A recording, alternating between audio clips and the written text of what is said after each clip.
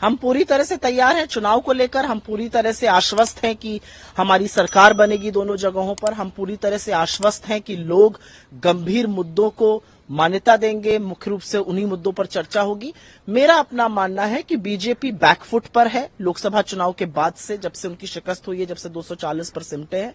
और जिन राज्यों में अब चुनाव होने हैं, 2 अनाउंस हो गए हैं, जम्मू कश्मीर और हरियाणा, और उसके बाद जब महाराष्ट्र और झारखंड होगा, चारों जगह बीजेपी की बड़ी हार होने वाली है। क्योंकि लोगों के बीच में जो मुद्दे हैं, वो बेरोजगारी है, महंगाई है, आर्थिक असमानता है, वो गुर्बत है, वो महिला सुरक्षा है।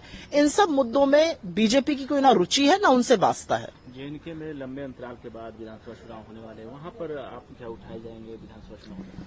जम्मू कश्मीर के बहुत बड़े बड़े इश्यूज हैं। उसमें से सबसे प्रमुख इशू ये है कि उनका स्टेटहुड रिस्टोर होना चाहिए। ये एक बड़ी मांग है, वहां के लोगों की मांग है। और मुझे ऐसा लगता है कि किसी भी स्टेट की अस्मिता पर सवाल नहीं उठाना चाहिए। जम्मू कश्मीर को जिस तरह से यूनियन टेरिटरी बना दिया गया, लोगों के अंदर रोष है, उस बात को लेकर आक्रोश है। जम्मू कश्मीर की स्टेटहुड रिस्टोरेशन की मांग है। जम्मू कश्मीर में बेरोजगारी बहुत बड़ी बात है। जम्मू कश्मीर में जिस तरह से इंफ्रास्ट्रक्चर की जरूरत है, वो एक चीज है। और सबसे बड़ी बात जम्मू कश्मीर में एक और है, बेरोजगारी की। सेब की फसल की प्रॉब्लम्स हो रही हैं।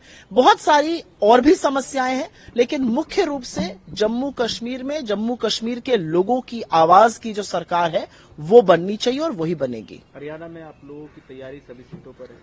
पर हरियाणा में हम बहुमत नहीं, प्रचंड बहुमत हासिल करने जा रहे हैं।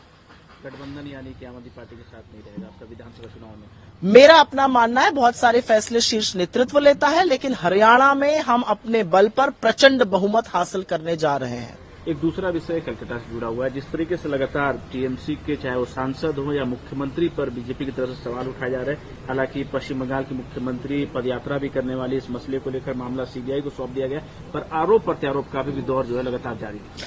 मुझे ऐसा लगता है कि एक औरत के साथ इतनी बर्बरता हुई है। एक औरत जो कि मतलब आज सड़क पे भी औरत सुरक्षित नहीं है, एक पढ़ी लिखी डॉक्टर अपने अस्पताल में सुरक्षित नहीं है।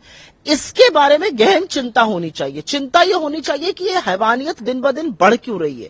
चिंता यह होनी चाहिए कि आपको कोलकाता दिखाई दे रहा है, लेकिन आपको बिहार की 12 साल की बच्ची और उत्तराखंड की वो नर्स और उत्तर प्रदेश की 22 साल की दलित लड़की नहीं दिखाई दे रही है। चिंता बहुत सारे मुद्दों पर होनी चाहिए। देखिए, महिला सुरक्षा, महिला अस्मिता, महिलाओं के हक पर राजनीतिक चश्मा मत लगाइए। जहां पर भी गलत हो वहां पर बोलिए। आप हाथरस पर चुप रहते हैं, आप लाल किले की प्राचीर से कहते हैं महिला सुरक्षा, और आपके कहने के कुछ घंटों के बाद इस देश की बेटी बिल्किस के जो दोषी हैं वो रिहा कर दिए जाते हैं।